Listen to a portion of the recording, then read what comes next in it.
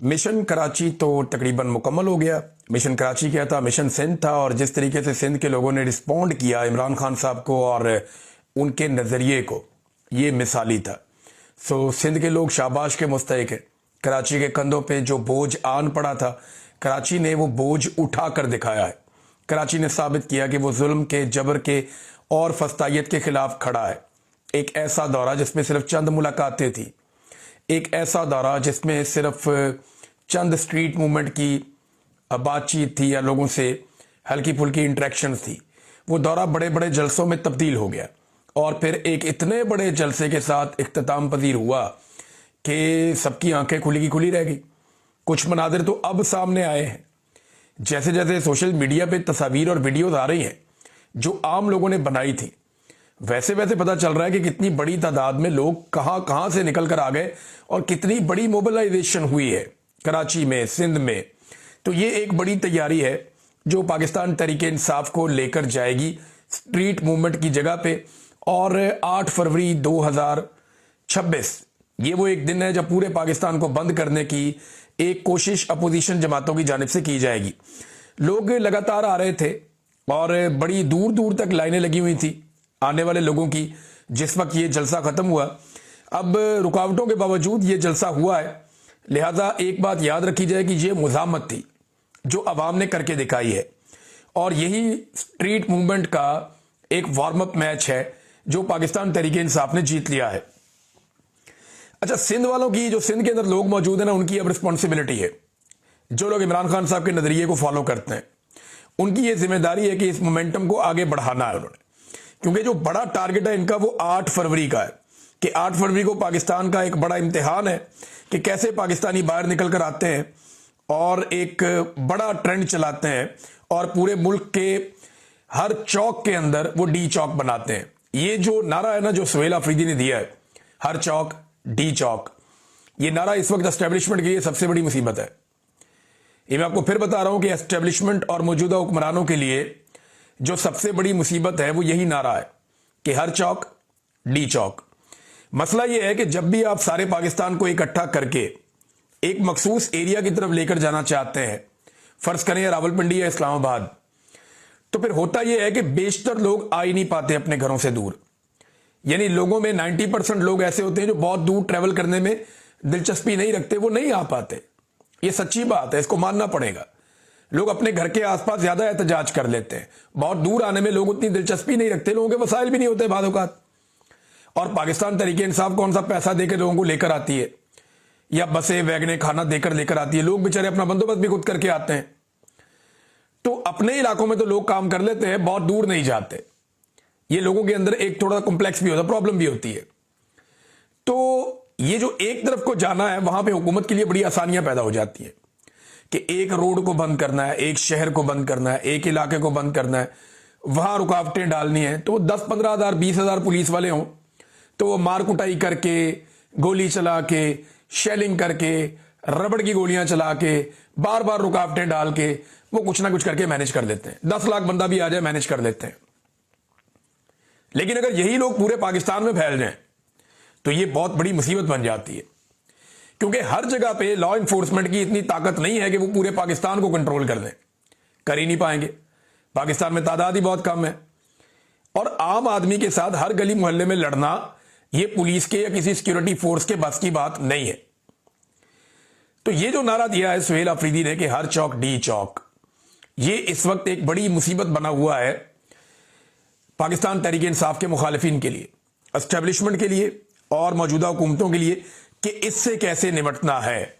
इससे निपटने का एक तरीका है कि पहले ही इतना खौफ फैला दें और पहले ही ऐसे इकदाम किए जाएं कि ये मोमेंटम बने ही ना। लेकिन अब जो कुछ हुआ अब तक, चाहे उसके लिए जिम्मेदार कोई भी है, कुछ डाउट्स, कुछ अजीबोगरीब बातें कर रहे थे, मैं आपके सामने रख देता हूं अभी। यानी एक को मैं ये भी कहता हुआ सुन रहा था कि क्योंकि पीपल्स पार्टी ने सियासी सरगर्मियों की कुछ इजाजत दी थी, लिहाजा पीटीआई को उन पर तनकीद नहीं करनी चाहिए थी, तो उन्होंने जनाब तनकीद कर दी तो उनको भारी पड़ गया। ये अब कुछ लोग कह रहे हैं, तो ये भी बात गलत है। देखिए, जब जब कोई अपोजिशन कोई भी पॉलिटिकल एक्टिविटी करती है तो हुकूमत के खिलाफ ही करती है ना। ऐसा तो कभी नहीं होगा कि खैबर पख्तूनख्वा में जाके नून लीग जलसा करे या खैबर पख्तूनख्वा में जाके पीपल्स पार्टी जलसा करे तो वो सुहेल अफरीदी और इमरान खान की वहां तारीफें करे इसलिए कि उनकी हुकूमत ने एनओसी दे दिया उनको वहां जलसा करने का। ऐसा तो नहीं होता। अपोजिशन ने, यानी इन लोगों को ना जमहूरियत की अलिफ बे भी नहीं पता। ये बेचारे टाउट टाइप के लोग हैं, जर्नलों से खबरें लेके चलाते हैं, बल्कि उनके बिहाफ के ऊपर पाकिस्तानी कौम को धमकियां भी लगाते हैं। अपनी औकात इनकी दो चपेड़े खाने की नहीं है, और ये धमकियां लगाते हैं जर्नलों के बिहाफ के ऊपर कौम को, और इनको छुपने की जगह भी नहीं मिलेगी। जिस दिन कौम ने मुड़ के इनकी तरफ सिर्फ घूरी डाली, इनको लग पता जाएगा, ये सामना नहीं कर सकेंगे पाकिस्तानियों का, मैं ये अच्छी तरह जानता हूं। तो कह रहे हैं जनाब क्योंकि पीपल्स पार्टी को ना थोड़ा सख्त जुबान में इस्तेमाल कर दिया। भाई अपोजिशन का काम ही ये होता है कि तनकीद करना हुकूमत के ऊपर, और जमहूरियत उनको इजाजत देती है, आइन उनको इजाजत देता है कि वो सियासी सरगर्मियों में हिस्सा लें। अगर पीटीआई को सियासी सरगर्मियां करने की इजाजत दी जाती सिंध के अंदर और खुली इजाजत होती है पंजाब के अंदर, तो ये किसी का एहसान नहीं था, ये पाकिस्तान का आइन और पाकिस्तान का कानून था।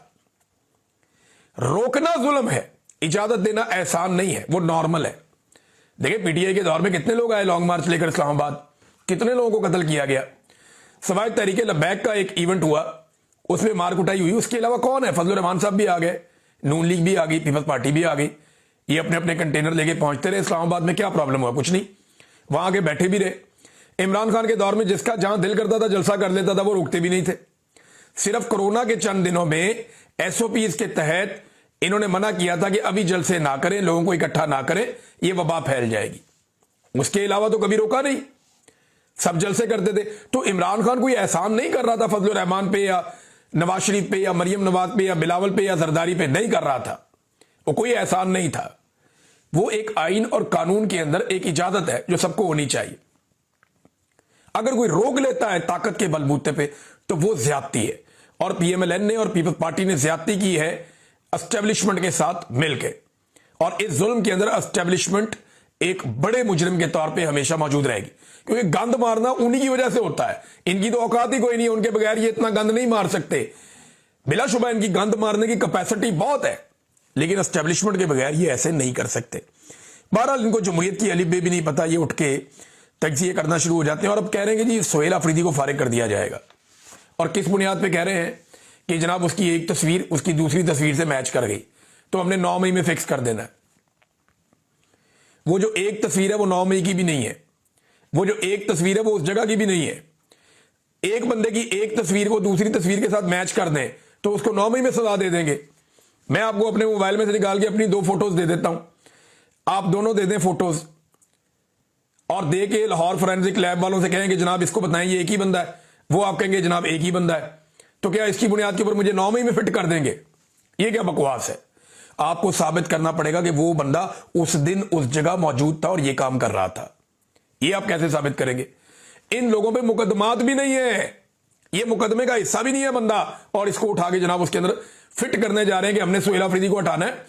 ये एस्टेब्लिशमेंट की एक ख्वाहिश है, एस्टेब्लिशमेंट को ये प्रॉब्लम है। देखिए ना, डीजी आईएसपीआर जिस लेवल तक पहुंच गए, उसके बाद डीजी आईएसपीआर और फौज की, यानी मुझे ऐसा लगता है वो जिद में हुकूमत चला रहे हैं ना, मिलिट्री एस्टेब्लिशमेंट जिद कर रही है ना, जिद के साथ निजाम चला रही है, तो उनकी कोशिश है कि सुहेल अफरीदी को घर भेजे।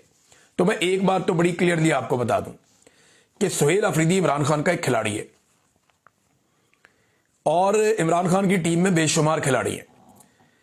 अगर आप सुहेल अफरीदी को निकालेंगे ना तो हाथ मल मल के रोएंगे और हाथ लगा लगा के पछताएंगे।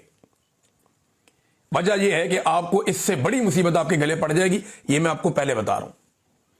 अगर सुहेल अफरीदी को निकालेंगे तो इससे बड़ी मुसीबत आपके गले पड़ेगी।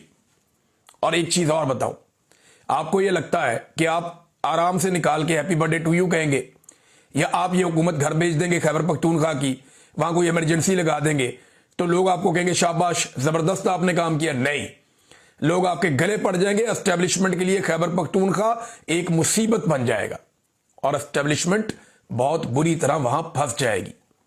ये बात एस्टेब्लिशमेंट भी जानती है। बहरहाल ख्वाहिशात अपनी जगह पे हैं, ख्वाहिशात पूरी करने के लिए ये हमेशा उल्ट पटांग हरकतें करते रहते हैं। तो देखते हैं अब इसमें क्या करते हैं।